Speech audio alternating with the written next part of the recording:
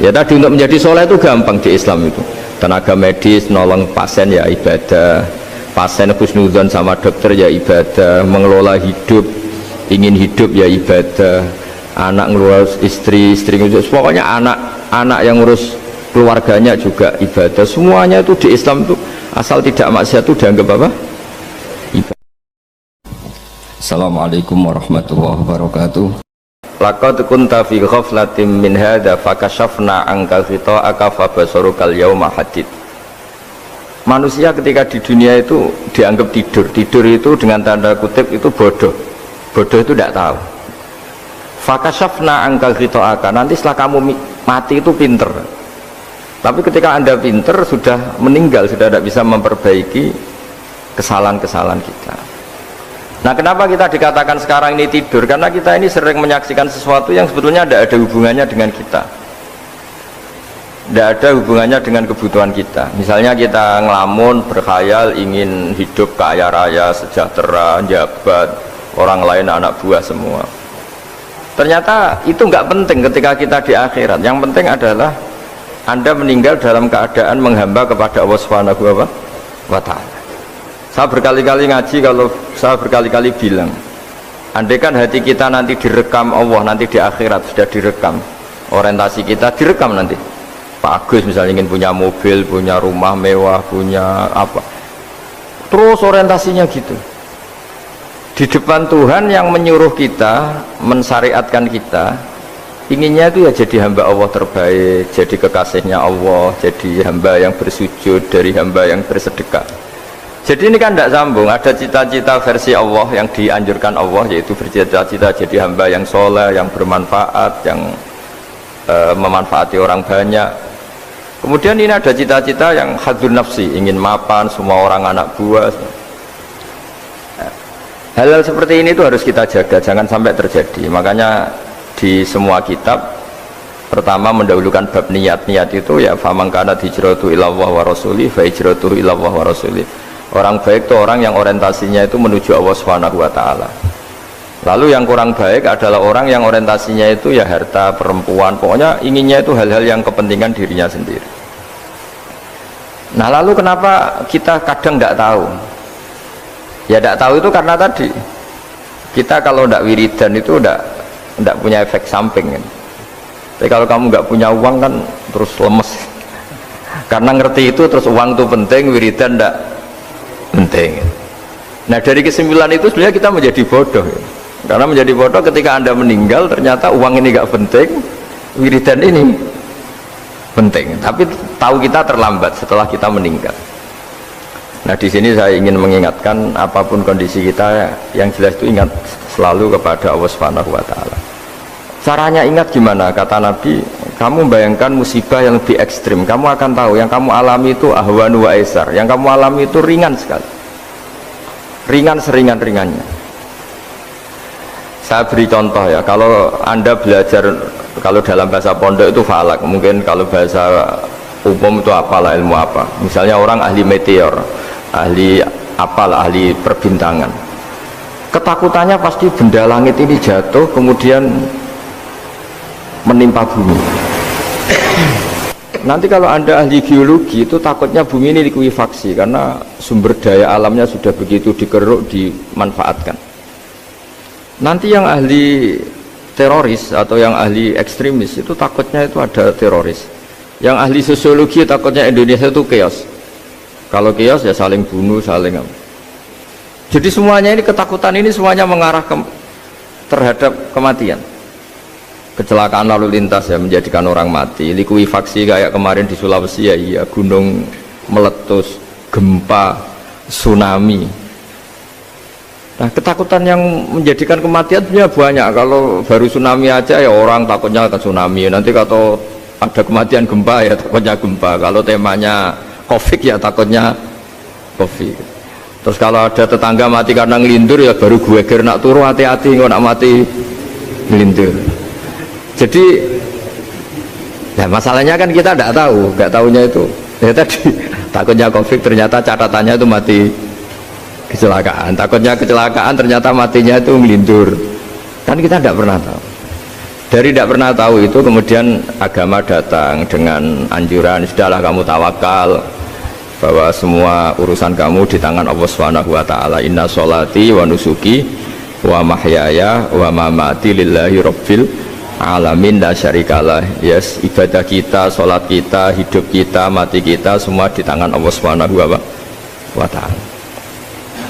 Sehingga dengan berpikir begini ini melihat Covid itu ya kayak melihat potensi kematian yang lain, kayak karena gempa, likuifaksi, kecelakaan, karena ngelindur, karena macam-macam. Kenapa saya membuat menyarankan ya supaya orang berpikir demikian, supaya bersyukur bahwa kita ini dihimpit, disekelilingi penyebab kematian tadi. Kalau kita ahli meteorologi mungkin takutnya itu asteroid jatuh, terus kemudian meteor jatuh yang nggak habis digesek oleh sistem alam, terus macam-macam. Yang ahli gempa juga takutnya gempa, yang ahli tsunami takutnya tsunami, yang ahli sosial takutnya Indonesia chaos, kemudian saling bunuh, saling dan sebagainya dan sebagainya. Nah, dengan keadaan seperti ini kita ini baik sekali, bukan sekedar baik sekali. Kita tidak mengalami chaos sosial, kita tidak mengalami likuifaksi, kita tidak mengalami benturan benda langit di bumi kita.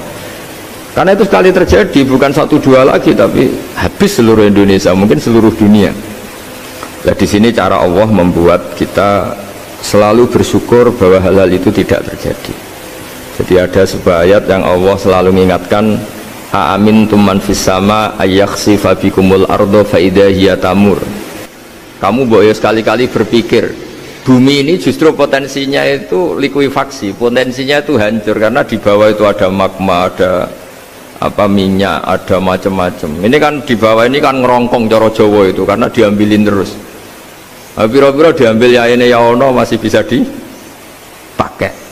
Belum sistem bumi sendiri, wafil arti kita mutajawirat, bumi sendiri itu berupa lempengan-lempengan. Setiap saat itu potensinya geser, sekali geser ya jadi gempa itu. Terus belum benda langit yang potensinya juga jatuh, sekali jatuh ya habis kita. Jadi yang kita ini dikepung sekian potensi yang bisa menghancurkan kita.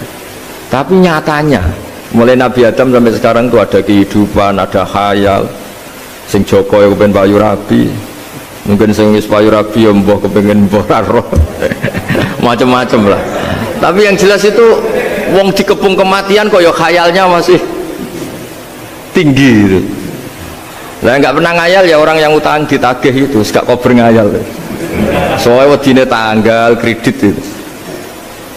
Tapi ini saya cerita supaya orang Indonesia itu ngerti lah bahwa yang ngepung kita itu tidak hanya Covid, banyak. Makanya orang Arab itu kalau ngendikan itu wa malam yamut bisayfi mata bi khairihi ta'addadatil asbab wal maut wahidu. Karena orang Arab itu kan dulu, Arab sebelum Islam itu kan satu kabilah nyerang kabilah yang lain. Wah itu kan harus butuh orang-orang tangguh, karena dulu sistem rezekinya kayak sistem Indonesia dulu lah. Kerajaan ini nyerang ini, supaya satu kerajaan punya eksistensi harus mengalahkan kerajaan yang lain. Bahkan cerita-cerita itu sama lah di Indonesia di mana-mana. Nah itu pemuda-pemuda yang gagah berani itu karena punya pegangan tadi. Wa man lam yamut bisayfi toh mata biwirihi. Kalau kamu tidak mati di medan perang ya tetap aja mati juga. Sehingga mereka kendel gitu, kata cerita orang dulu. Ta'addadatil asbab wal maut wahidu. Sebab kematian bisa macam-macam, tapi kesimpulannya tetap saja namanya mati. Lalu Islam itu mengajarkan aksiru min dzikri hadhimil ladzat. Kamu harus banyak ingat mati. Tapi uniknya Islam itu menyuruh ingat mati itu disuruh justru semangat hidup.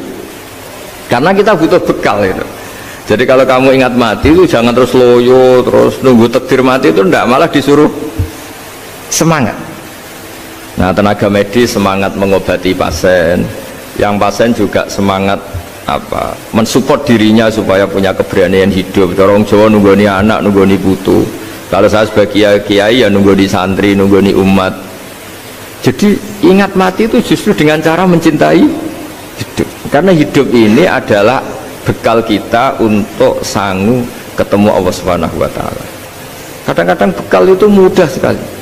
Ada orang nakal gara-gara minumin anjing yang baru haus, sama Allah dimaafkan.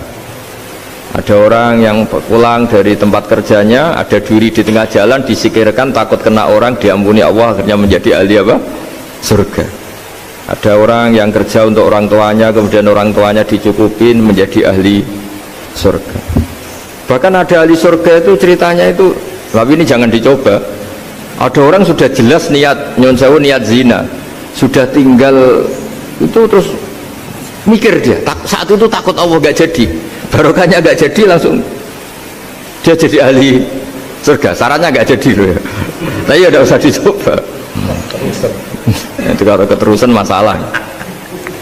Jadi Islam itu menganjurkan ingat mati, tapi justru dengan cara mencintai kehidupan. Karena yang jadi referensi Allah nanti di akhirat adalah perilaku kita, amal kita zaman apa?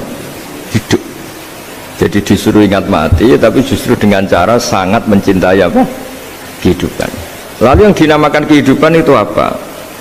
Ya kita-kita ini, ada yang mengkhidmati agama, mengkhidmati orang sakit, mengkhidmati itu ya berbakti, membantu. Ada yang nata lalu lintas, ada yang nata keamanan kayak Pak Polisi, ada yang nata keuangan kayak Kemenku, macam-macam. Semuanya harus kita cintai, profesi-profesi yang oleh Islam dianjurkan untuk kita nekuni itu. Jadi saya mohon lewat cerita ini orang itu tidak fokus takut Covid. Kasihan Covid kan jadi tersangka pembunuh sini. Padahal di kampung-kampung orang lugu-lugu yang saking nggak ngertinya itu kalau dikasih sumbangan itu katanya itu salam yang Covid matur nuwun. Itu ribet kalau orang lugu-lugu itu dikira Covid itu satu makhluk atau manusia yang apa nyumbang itu. Jadi saya mohon semohon-mohonnya, minta seminta-mintanya, sampean harus ngitung nikmat lah. Dengan sistem meteor seperti itu di langit tidak jatuh ke kita, sistem bumi yang sudah merongkong gini tidak likuifaksi, terus di dunia ini banyak kimia, banyak racun itu kalau misalnya meledak kemudian dibawa angin mungkin matinya lebih masalah. Ternyata semua itu tidak terjadi. Artinya nikmat yang sekarang kita dapatkan, kita nikmati sekarang itu jauh lebih besar ketimbang ketakutan kita. Nah, ini Islam selalu menganjurkan fazkuru ala Allah la'allakum tuflihun. Selalu ingat sisi-sisi nikmatnya Allah. Kamu jangan hanya sisi wah kita dikepung Covid, kita punya istri judes, punya anak nggak nurut, punya atasan sadis, punya anak buah nggak loyal. Kalau gitu terus ya kamu nggak berani hidup. Yang diingat masalah terus. Itu salah, hidup seperti itu salah menurut Islam. Yang Islam menganjurkan fazkuru ala Allah, kamu ingat sisi-sisi nikmatnya Allah, bukan sisi-sisi kita hidup itu diuji. Saya punya sekian cerita ulama-ulama yang unik yang punya nasihat itu. Jadi ada orang kaya raya dulu temannya banyak, anak buahnya banyak. Suatu saat dia miskin terus gak ada yang berkunjung. Terus dia ngeluh, curhat ke ulama itu. Ketika saya kaya yang berkunjung banyak, ketika saya miskin kok nggak ada yang berkunjung, kurang ajar betul teman-teman saya. Terus kata kiai itu lucu kalau yang ada nih, ya bagus gitu dong ketika anda miskin sudah ada yang berkunjung. Loh kok bisa? Ya misalnya kamu sekarang jadi buruhnya orang, pas disuruh-suruh dibentak-bentak, terus teman kamu udah datang, malah kamu jadi tontonan toh. Mendingan nggak ada datang, jadi kamu ketika buruh orang nggak malu karena teman-teman kamu sudah tidak datang. Ya alhamdulillah kalau gitu ya. Jadi dulu satu hal yang dia dulu nganggap problem, ya kan kalau kamu misalnya dulu kaya, temannya banyak, jabat, terus yang takut banyak. Ketika sudah miskin, Yun Sawu jadi buruhnya orang disuruh-suruh, terus teman kamu tetap udah datang. Siap nggak ada? Siap datang apa siap tidak datang? Lebih siap tidak datang sebetulnya, karena nggak jadi tonton. Akhirnya dia sadar. Ya gitu kalau dikeluhin istri saya ini judes ya sering marahin gini-gini. Ya bagus dong marahin kamu. Kalau marahin tetangga malah masalah. Coba kamu punya istri kalau marahin orang lain pusing enggak? Mendingan marahin. Jadi pokoknya dilatih terus. Lama-lama dia bersyukur. Nah termasuk cara kita melihat kehidupan. Ada doa Rasulullah SAW yang luar biasa, ya Allah jadikan kehidupan ini sebagai penambahan saya untuk berbuat baik. Wal mauta rohatan li min kulli syarrin, kalau saya engkau takdir mati ya anggap mawon nih mati itu berakhirnya semua potensi keburukan saya. Orang itu kan potensinya dua, buruk betul atau potensi buruk. Mungkin sekarang kita tidak korupsi, tapi saja suatu saat kita korupsi. Mungkin sekarang kita tidak salah, suatu saat potensi salah. Dan mati itu mengakhiri itu semua. Makanya saya berkali-kali cerita kalau ngaji, kalau orang-orang alim NU itu kalau ada bajingan mati tetap dia seksa ini baik dia. Itu tetangganya nggak mau semua. Wong bajingan kok darani baik. Tapi kiainya ngotot. Harus disaksikan kalau ini baik. Akhirnya mereka bilang ya baik-baik. Padahal di hati kiainya sudah tidak bisa garong lagi, tidak bajing lagi. Ya baiklah gitu. Jadi sehingga orang-orang soleh itu melihat hidup itu ya biasa, melihat mati itu biasa, karena hidup adalah sarana kita menambah kebaikan, dan mati adalah akhir dari segala keburukan kita atau potensi keburukan kita. Jadi Islam itu mengajarkan kita gimana menghadapi kehidupan, juga gimana menghadapi apa? Kematian. Jadi saya ulang lagi, itu ajaran-ajaran Islam yang luar biasa. Jadi ij'alil hayata ziyadatan li fi kulli khairin wal mauta rohatan li min kulli syarrin. Jadi hidup menambah kebaikan, kalau kita mati anggap saja mengakhiri semua buruk kita kalau kita sedang buruk atau potensi keburukan kita. Saya cerita ringan tapi supaya diingat-ingat. Jadi kalau kita yang nekuni, saya tadi kan sudah bilang, kita kiai yang nekuni ilmu itu ya tadi kita agak fokus bicara COVID. Inna Allaha yumsikus samawati wal ardo an tazula wala in zalata in amsakahuma min ahadim min ba'dih. Kalau kamu ahli meteorologi kan melihat ini jatuh jumlahnya besarnya sekian, ini kalau digesek oleh atmosfer paling masih sekian, kayak kemarin Januari kan hujan meteor yang sering kena Lampung kemarin. Terus di mana-mana mesti takut kamu itu. Kalau kamu ahli gempa takutnya itu ya pergeseran lempengan bumi. Kalau kamu ahli tsunami ya takutnya tsunami. Kalau ahli sosiologi ya takutnya chaos sosial, ya sama. Kamu medis ya takutnya penyakit yang menular, penyakit seperti ini. Oke, kita sekarang fokus menghadapi COVID, dan kita selalu berharap supaya Indonesia terbebas dari apa? COVID dan musibah-musibah yang lain. Ya tadi, apa gunanya terbebas dari COVID tapi chaos sosial kayak apa terus kita? Sehingga Islam selalu mengajarkan harus disyukuri lah bahwa kita sekarang alhamdulillah kita hidup harmonis. Kita kata Mbah Mun Bhinneka Tunggal Ika itu dimentikakno terus yang terakhir masalah air. Air itu sumber kehidupan. Di antara Allah mengingatkan kita adalah qul ara'aitum in asbaha ma'ukum ghoron famay ya'tikum bima'in ma'in. Bumi ini kan bawahnya ada magma, terus ada air. Normalnya air itu nggak ada. Secara teori itu normalnya air itu nggak ada, karena bumi itu kan kalau ada air kan meresap. Sudah meresap, bawahnya itu ada minyak, ada magma, harusnya air itu tersedot habis. Tapi orang saking angkuhnya, saking cueknya, ngira air itu malah potensinya itu abadi. Sebetulnya kalau menurut teori alam, air itu gampang hilang kan, diletakkan di bumi ya bumi itu meresap. Nanti bawahnya itu ada minyak, ada sebagian ada magma, ada macam-macam lah. Jadi potensi air itu harusnya nggak ada malah kalau melihat sistem itu. Tapi karena Allah saking rahmannya, air ini dijaga sedemikian rupa tetap ada. Kalau melihat sistemnya kan normalnya malah nggak ada. Makanya Allah selalu mengingatkan, in asbaha ma'ukum ghoron. Suatu saat air yang kamu pakai, yang jadi sumber kehidupan itu bisa saja tahu-tahu hilang. Mungkin tersedot oleh panas bumi, atau corong Jawa niku nyeresep entek, atau gimana lah cara Allah menghilangkan. Famay ya'tikum bima'in ma'in. Lalu siapa yang bisa mendatangkan air itu lagi? Ini kata para hafid, ini yang kata guru-guru ya, termasuk yang dikatakan Pak Mukhtar ini, nanti orang harus ngendikan menjawab Allahu Rabbul Alamin, hanya Allah sendiri yang bisa mengatur air ini selalu ada. Itu Pak, kalau kamu pikirkan air kamu sokkan di bumi kan mesti langsung hilang, meresap ke bumi. Bumi ada bawahnya lagi, ada bawahnya lagi, dan mungkin bukan yang paling bawah mungkin tomak, harusnya itu nggak ada. Tapi Allah saking sayangnya mengatur sistem, air itu ada dan tersedia. Tapi ketika orang terlalu cuek dan angkuh sampai lupa syukur tersedianya apa?